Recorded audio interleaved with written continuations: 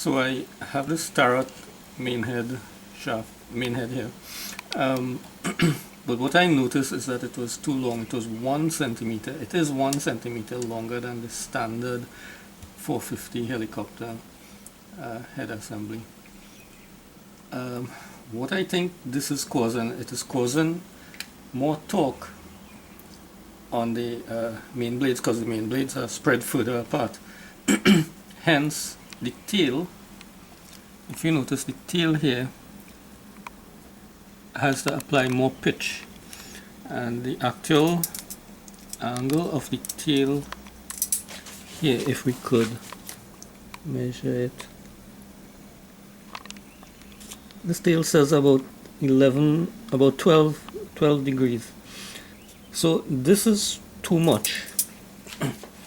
What I hope to do is to replace this original, well, not the original, this is a replacement, to replace this Starrett head with a smaller head, which would make it a ½ centimeter on each side less,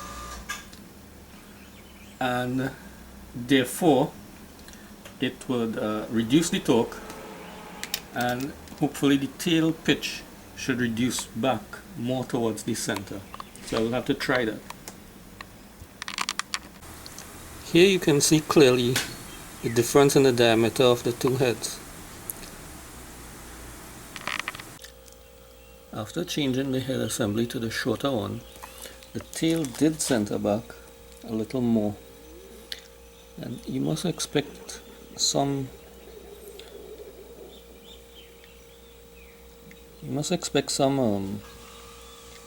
pitch to produce the anti-torque, but the tail moved from about 12 to about 9 degrees. So this is more acceptable, as I can get full travel on the pitch slider now. So this helicopter has been given the tail was actually thickened. So I've taken out the tail rotor blades, I've taken out the main blades, and I'm trying to see if some vibration is causing the tail servo to keep jumping and get very, very hot. So I'm trying to look for vibrations here now.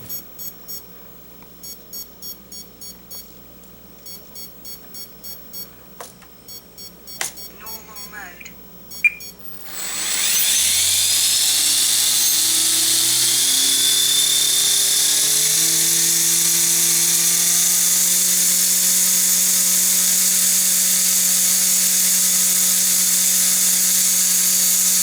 So right here we can see that the tail servo is actually moving backward and forward. This is due to some vibration in the system, most likely the main gear. This will cause the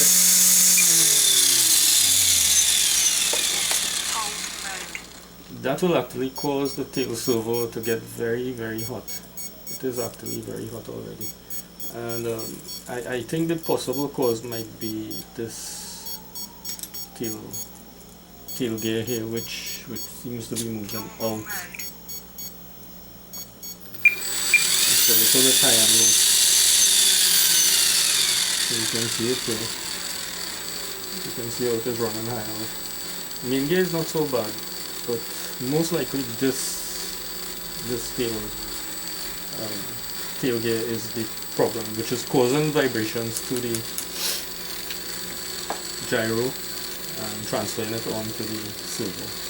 So hopefully changing that will resolve the problem. So I've changed the gyro, and now the servo doesn't heat up as much. Well, it's cool to the touch and doesn't react as much, so I'm suspecting the last gyro got faulty. Somehow it is responding too much to vibration. I'll probably have to open it up and see what the sensor is responding to. So we can see here